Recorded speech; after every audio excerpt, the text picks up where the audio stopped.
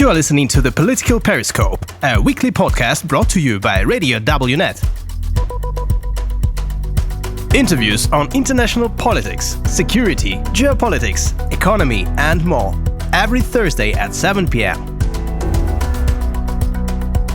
Today's guest of the Political Periscope is Balázs Orbán, Political Director of the Prime Minister of Hungary. Political Periscope. Let's start with what brings Poland and Hungary together. Free Seas Initiative. What do you think about it? Is it known in Hungary, and what's its potential? It's known. It's widely supported in Hungary. It's known as a Polish initiatives, and what actually is happening at that we Hungarians are following the Polish leadership, and it's good. So the original idea of what is behind the 3C initiative is that, according to our understanding, that Central Europe should not be a peripheria, but it should be an independent geopolitical region, which is not controlled by outside forces, but controlled by the nations who are part of this region.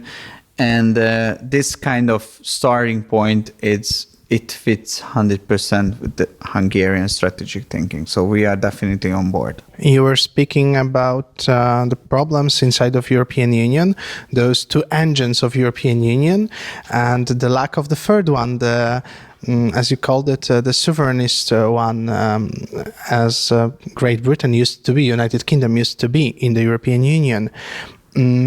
What do you think is the future of the European Union?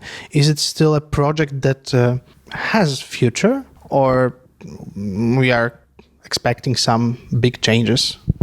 So I think there is a common misunderstanding about Europe. So the idea of Europe and European integration was never about the domination of one single idea, not even the idea of ever closer union. The idea of and the way of survival of European integration was always the equilibrium, so the balance between the different approaches. And if there was a conflict, then the solution was always the restoration of the equilibrium between the different way of thinkings inside the European Union. There were always federalists who wanted ever closer union, who wanted a supranational entity, but there were always sovereigntists who were saying that we are a member of the European Union because we are member of a proud European nation, and we want to have a platform which provides us an equal and fair institutional background. And through this institutional background, we can manage our security, our prosperity, our economic cooperation. And until the moment the Brits were member of the European Union, they were always counterbalancing the federalistic approaches, not alone, but with some other smaller member states. The problem started with Brexit because since they are not a member of the club, the equilibrium lost, and the federalists are taking over the European institutions. That's what Poland is also experiencing. That's what Hungary is also experiencing. That the former neutral, non-political institutions, like for example the Commission, the Court, and some political institutions like the Parliament, they became a campaign machinery for the idea of never-ending integration and building up a supranational European state. And this is a problem, because without equilibrium, there is no future for a European integration. That's the reason why the job and the challenge which is there for all the Central European countries, it's enormously big. They have to be able to counterbalance these ever closer union ideas. And if they are not united, then they were not able to do so. So that's the reason why probably we will get some support from the southern countries. Like Italy, we have a new government who have a very similar thinking about this issue, but we don't know how long they will be able to survive. I hope that they will be very successful and they will serve their country for a very long time, but no one knows. So Central Europe should be united in that front and should be work very closely together, and not just because it is our interest, but it's because it's the interest of the European Union, and that's the only way to restore the equilibrium between the powers inside the European Union and to secure the survival of the European integration. For many years, one of the main problems of Visegrad Group was the fear of Polish domination in this group. And today we have Visegrad Group, we have Free Seas Initiative. Also in Visegrad Group we have this, I'm not sure if it's a problem, but well, there is an issue. There is maybe lack of trust today, especially towards Hungary, as after last meeting of Visegrad Group, Hungarian Minister of Foreign Affairs, shortly after he flew to Moscow. And there is this sentiment that maybe Visegrad Group doesn't really have a meaning today. What do you think about those issues? Well, first, we never had any problem with Polish leadership because Poland is the biggest country. 4 times bigger than Hungary, and most influential one. So Poland should definitely take some kind of lead.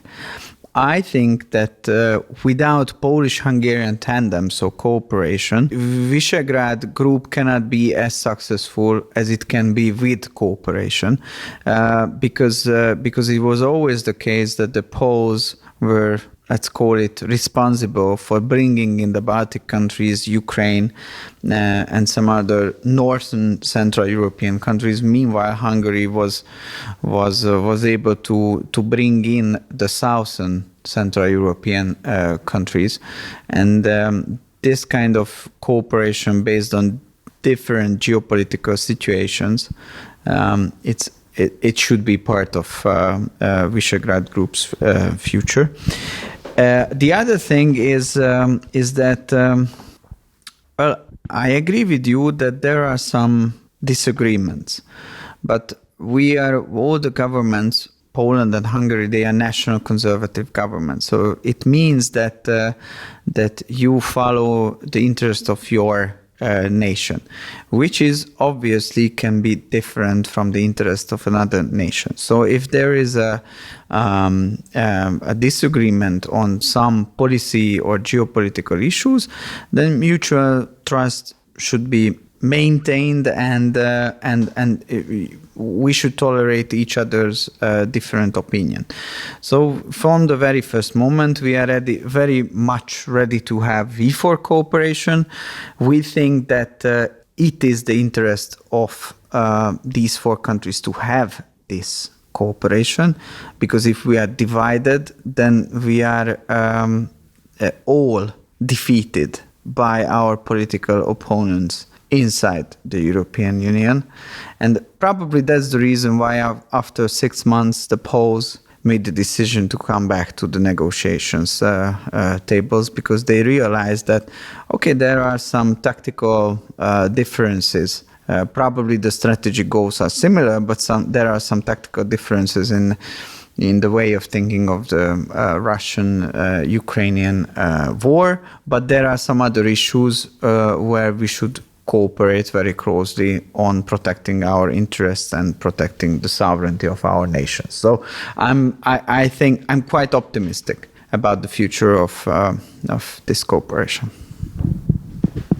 As far as I understand well Polish strategic goals, it's maybe partially my opinion, but I hope I identify well the policy of current government also.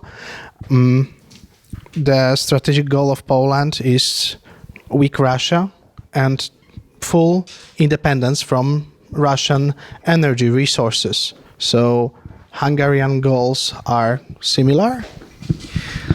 Hungarian goals are similar in the way that we want to protect our sovereignty, and we want to maintain our sovereignty, and we want to be strong enough to be independent together with the Poles and together with our nations. We think, and this is what we learned from the Poles, that if you want to be independent from Russia, then you need to be strong enough. That's why we are also having a huge military modernization program. That's why we are supporting Ukraine of joining the European integration and so on and so on. In the war issue, which is according to my understanding, as I said, a tactical difference. We think that the prolongation of war, it's not serving the interest of our countries, because the economic consequences of the war are hurting us and hurting our countries. So, and we need to be economically successful if we want to be able to successfully represent our interest on a Brusselian level as well. And if there is a long war, then the inflation rates will be high, then energy prices will be also high for a long time, then our middle class will suffer.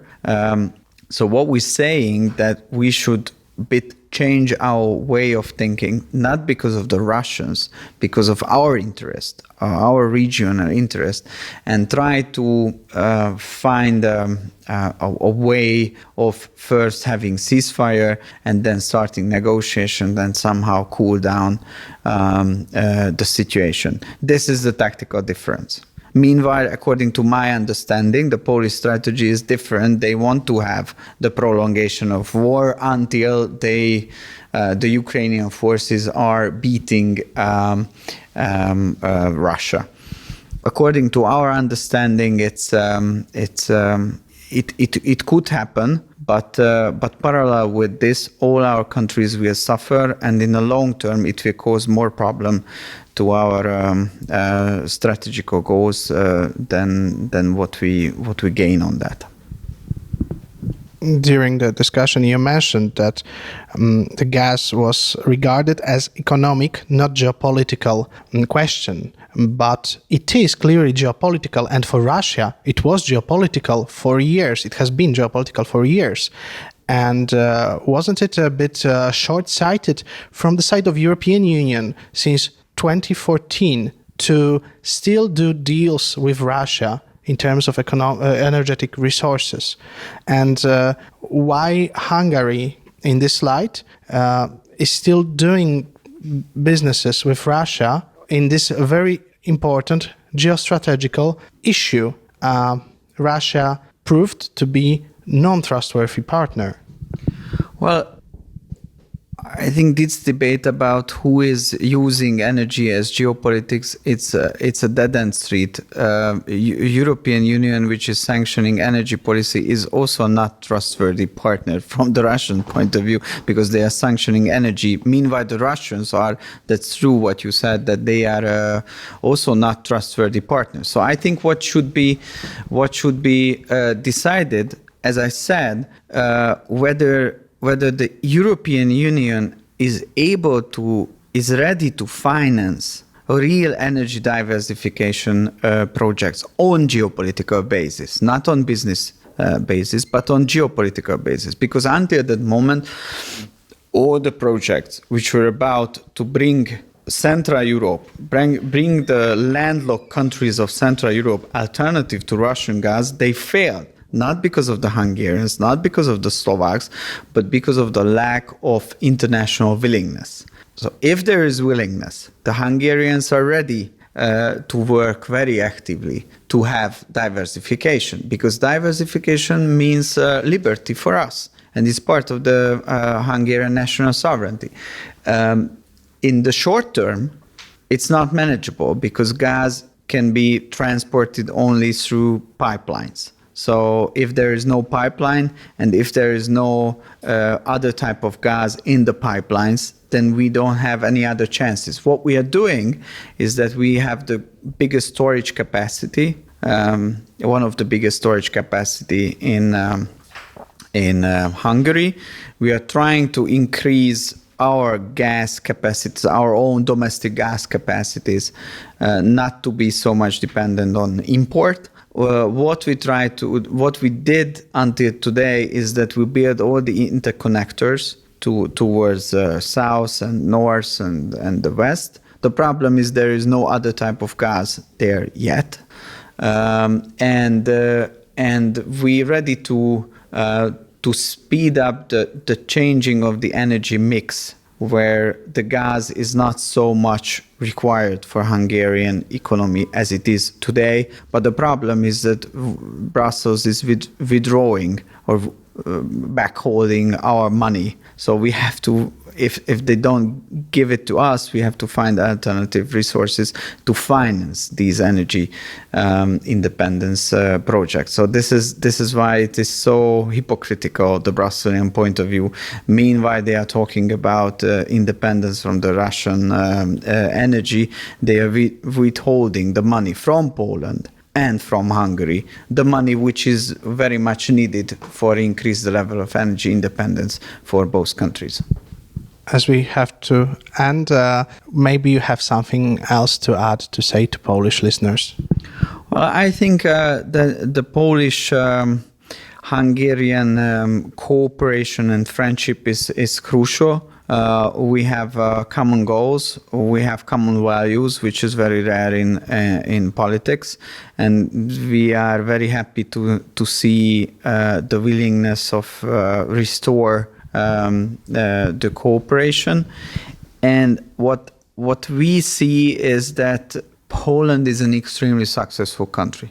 Some polls are saying that Hungary, in many sense, in economy, in fighting the cultural war, and in political stability, it's a role model for Poland. But I can say the same, that Poland, economically and as a powerhouse, it's a role model for Hungary. So I hope that the Polish governments will be very successful in the upcoming elections, and they will be able to go further with making Poland great again, if I may use this kind of quote, which comes from another type of Anglo-Saxon country. Thank you very much, Köszönöm. Thank you very much, Köszönöm. This was The Political Periscope. The podcast is released every Thursday at 7 p.m.